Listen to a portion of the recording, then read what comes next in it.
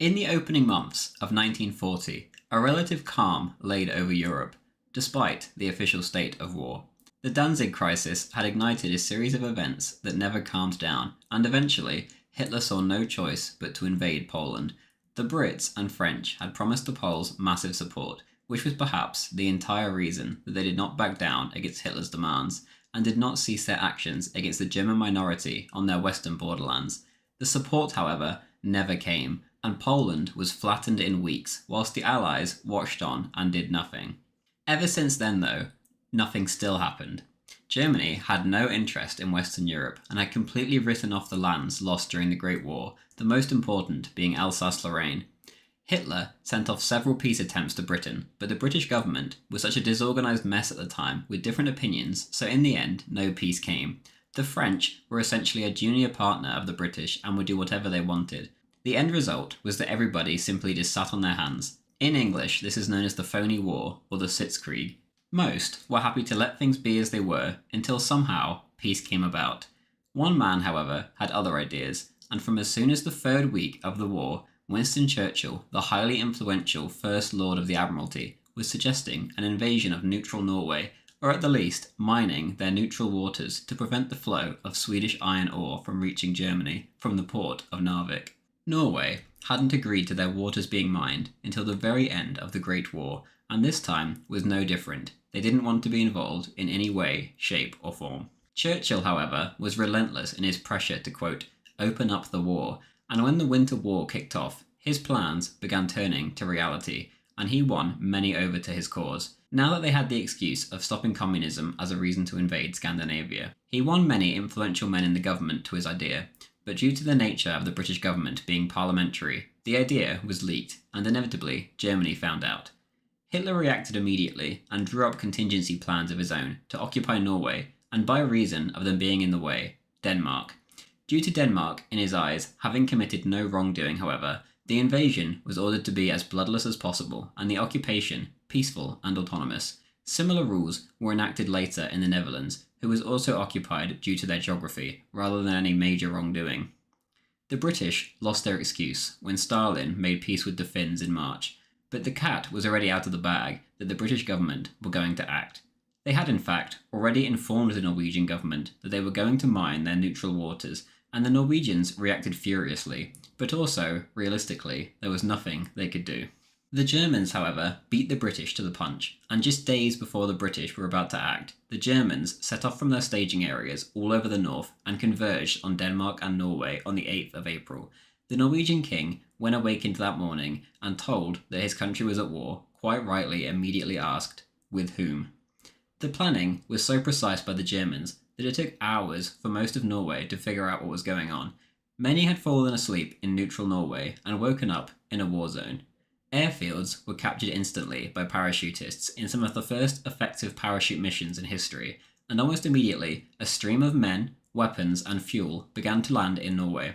Weapons depots had been located by fifth columnists such as German businessmen, and many were seized before the Norwegians themselves could get anywhere near them. Down in Denmark, the nation fell in hours. Barely a shot was fired, and when presented with the German terms, the Danish government felt that they had no choice but to accept.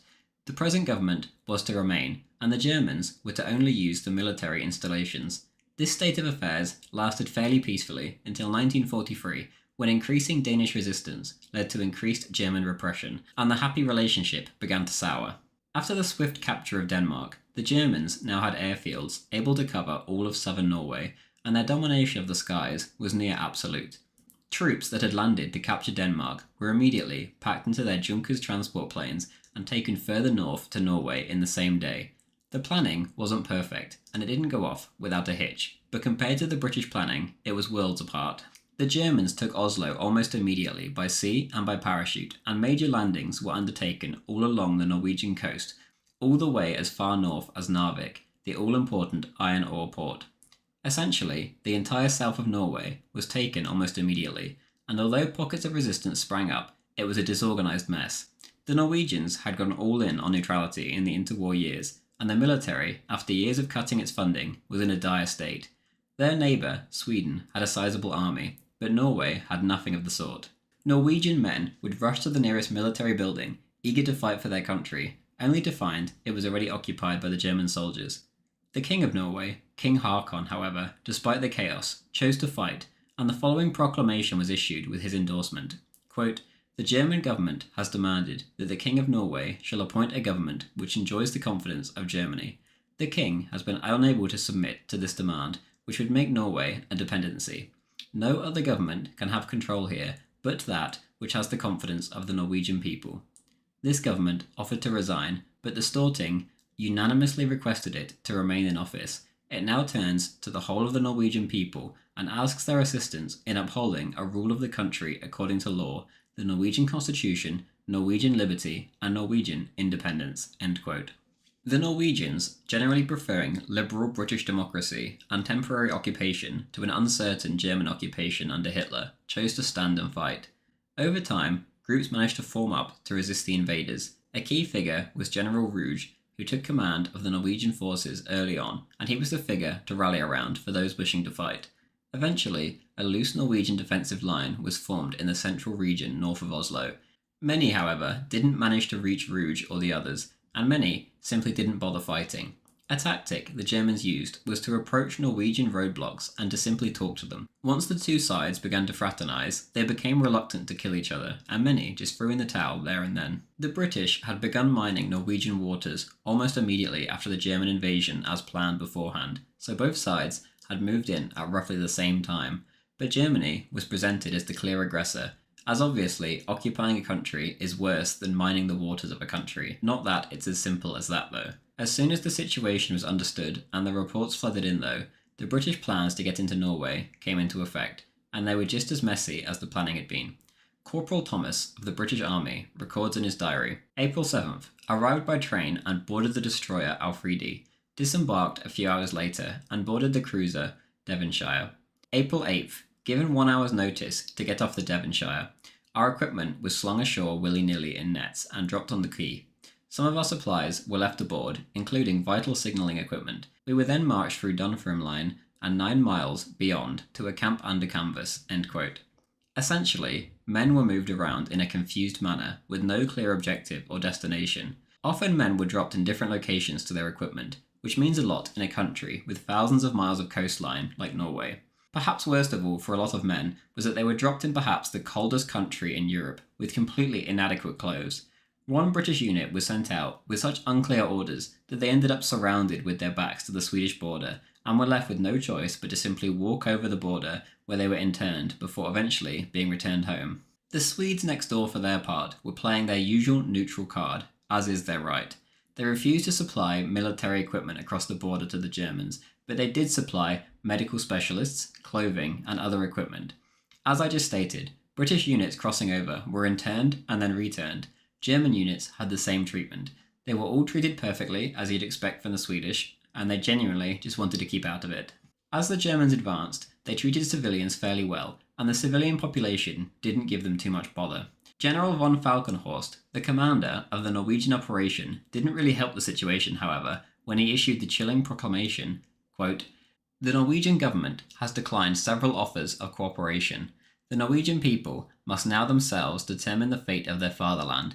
If opposition is offered and the hand of friendship rejected, I shall be forced to employ the severest and most relentless means to crush such opposition. Anyone who assists the mobilization ordered by the former government, now evacuated, or anyone who spreads false rumors will be court-martialed. Any civilian who is found carrying arms will be shot. Anyone found guilty of the sabotage of the means of transport or communications or of public undertakings will be shot." End quote. Such harsh words were not needed. The Norwegians were to give the Germans almost no trouble throughout the entire occupation, and as we shall see near the end of this video, they held a special place in the Führer's heart. The Germans continued their trek north, and they dominated the skies, so any resistance in central Norway was almost futile. Positions would hold for hours, or maybe even days, but eventually all were overrun and pushed back. Stuka attacks on infantry proved fairly ineffective during the Norwegian campaign, and sometimes dislodging the Norwegians or the Brits was difficult, but they always managed nonetheless.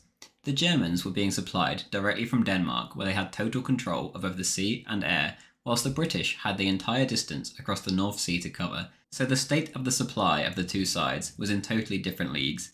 The Germans not only had regular supplies, but they had more equipment in the first place. Machine guns were far more evenly distributed, and the British, lacking such weapons, were completely pinned down a lot of the time by the superior German rate of fire. Their supply situation would have been completely untenable had it not been for the biggest German setback of the campaign of all, however. At first, U-boats were patrolling the North Sea and the fjords and hitting targets left and right. There was one problem though: the torpedoes weren't exploding. A multitude of issues caused this, one among them being the magnetic field being that far north. Regardless, Dönitz decided to withdraw, and the U-boats played no further part. One man described it as being sent off to war with dummy rifles. The British Navy was clearly superior, and they ended up being the slight victors at sea, despite losing several ships. However, it was no walkover. If the U-boats had functioning torpedoes, it may have been a completely different story, and the later evacuation would have been especially perilous. On land, however, as we've seen, so far it had been a complete walkover for the Germans, and the Brits, as well as their Polish and French allies, were sent on an endless northern retreat. They tried to control the city of Trondheim, but the Germans had got there an entire week prior, so it was useless. One look at the map suggests there is only one place to go from there, especially as the west was collapsing quickly. Churchill, the architect of this whole operation, had a ton of excuses. Quote, "It is not the slightest use blaming the Allies for not being able to give substantial help and protection to neutral countries if we are kept at arm's length until these neutrals are actually attacked." End quote. Obviously, collaborating with the Allies to make defences would have been seen by the Germans as the Norwegians clearly violating their own neutrality and picking a side, and as usual, Churchill was talking nonsense. In reality though, the issue had been Churchill himself openly dragging Norway into this mess. The British had made various, badly planned, and barely secret plans to invade, and as noted earlier, even informed the Norwegians months prior of their intentions to mine their waters, and the occupation plans were as good as public. Parliamentary Britain was not built for war, and the whole way of running it was full of holes. Hitler, on the other hand, was an unquestionable dictator, and he immediately made the contingency plans and had them ready to be put into motion as soon as required.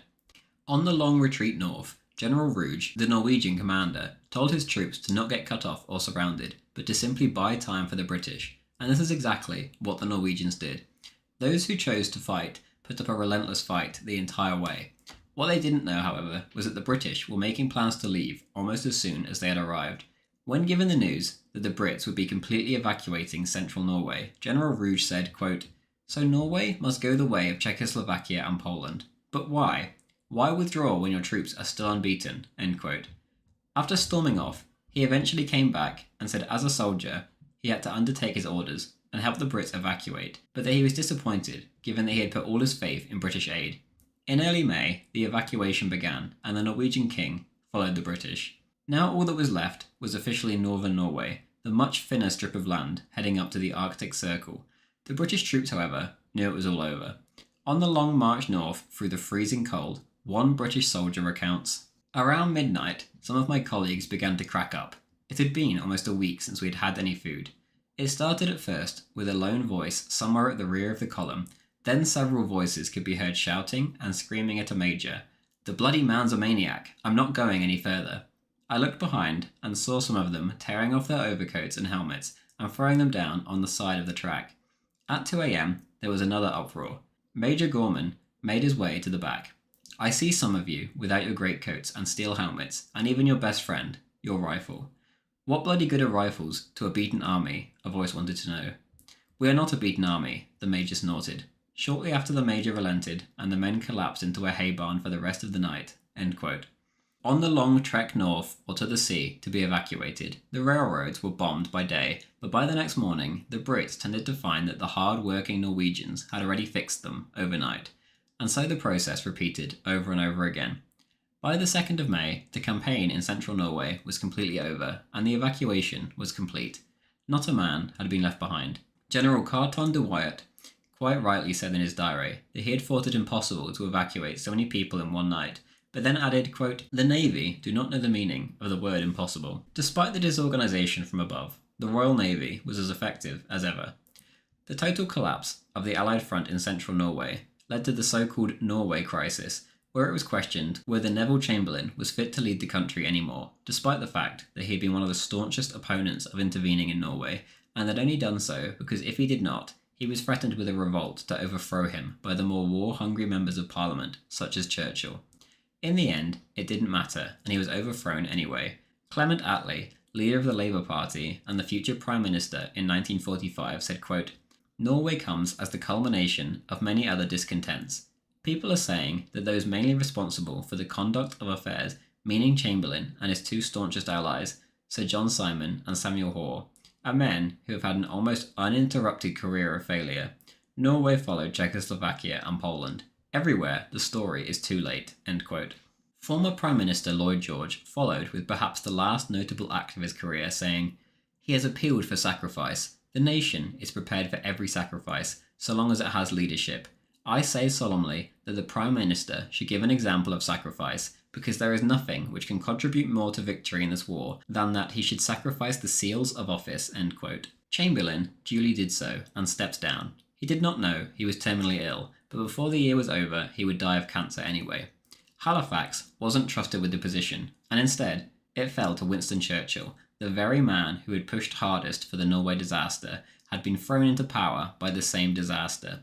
He was the only one who was belligerent enough to rule the nation under such times. For all of his faults, he certainly was built for the role of uncompromising war leader. In his speech to the nation, the famous blood, toil, sweat and tears speech, he spoke of how he would fight on until the bitter end and that he would save the British Empire. Although full of faults, and apart from the fact that the idea of saving the empire was fanciful, and by continuing the war he was actually putting the nail in its coffin, the speech was a rousing success and connected with the British people. Speeches could not save the British campaign in Norway, however, and behind closed doors, plans were made to leave. Anthony Dix, in his book The Norway Campaign and the Rise of Churchill, sums it up better than I can. Quote, "While the British had been locked in a furious battle of words, the Germans were waging a more deadly battle with tanks and guns across the Channel. No apologies are made for further digression, as it is the sequence of events which took place during the first month of the Churchill administration that decided the outcome of the Norwegian campaign. As the fall of France became daily more probable, the Norwegian campaign became less and less relevant. Eventually, complete withdrawal and the concentration of all forces on home defence became the most obvious option. For the next few weeks, all that the politicians could do was react to each new disaster as the drama unfolded." End quote. Britain had escalated the war by starting the entire Norway debacle, and now Hitler played his hand. He moved into France, and with men like Heinz Guderian and Erwin Rommel utilising the blitzkrieg tactics that had worked so well in Poland, the Allies didn't stand a chance. Morale was shattered by the unbelievable advance of the German panzers, and the entire front fell apart. The Dutch and Belgians quickly capitulated, not wishing to fight on just to cover a British retreat, and the French followed soon after, but not before the miraculous evacuation of the British Expeditionary Force at Dunkirk. Much was made of the escape, and morale was raised at home, despite their dire situation, but back in Norway, reality was clear as day. Northern Norway could never be held, and most of the British troops had lost the will to fight. What the hell were they even fighting for in the freezing temperatures in northern Norway, when, according to British propaganda back home, the homeland was now under threat? The city of Narvik in the north was indeed briefly taken after extremely bitter fighting in the mountain passes, particularly by Polish troops hungry for revenge against the German invaders, and the Norwegians celebrated a great victory in their eyes.